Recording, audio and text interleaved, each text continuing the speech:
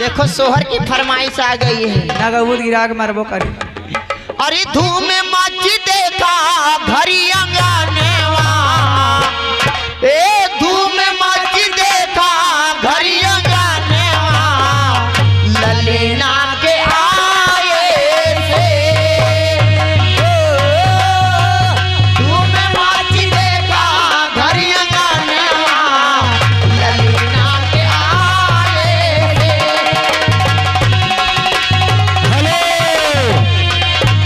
Hello आगे भी हमारे आए थे और लाके आए थे, ललना के आए थे और लाके आए थे।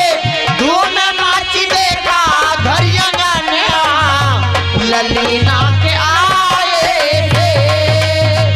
धूम नाच देखा घरिया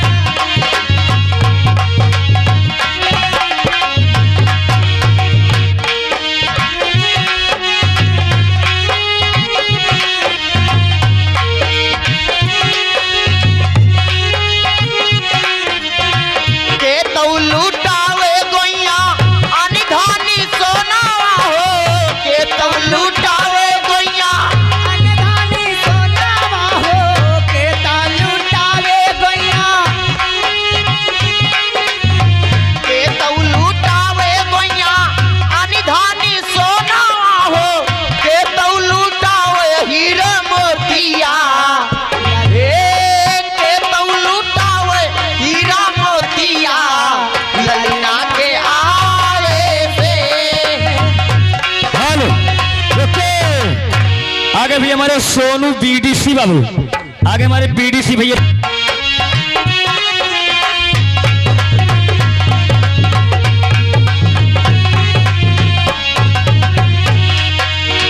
आजा लुटावे गोइया अनधानी सोनावा हो, आजा लुटावे गोइया अनधानी सोनावा हो, आजा लूटावे गोइया। आजा लुटावे गोइया अनधानी सोनावा हो, आज लुटावे हीरा मोतिया। आज लुटावे हीरा मोतिया, ललना के आए से।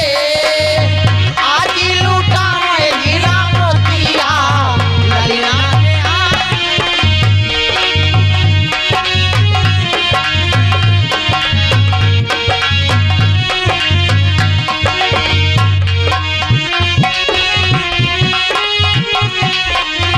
दादा लुटावे गोइया अनधानी सोनावा हो, दादा लूटावे गोइया अनधानी सोनावा हो, दादा लूटावे गोइया अनधानी सोनावा हो। ए दादा लुटावे गोइया अनधानी सोनावा हो। व्यवहार लिखिए भैया।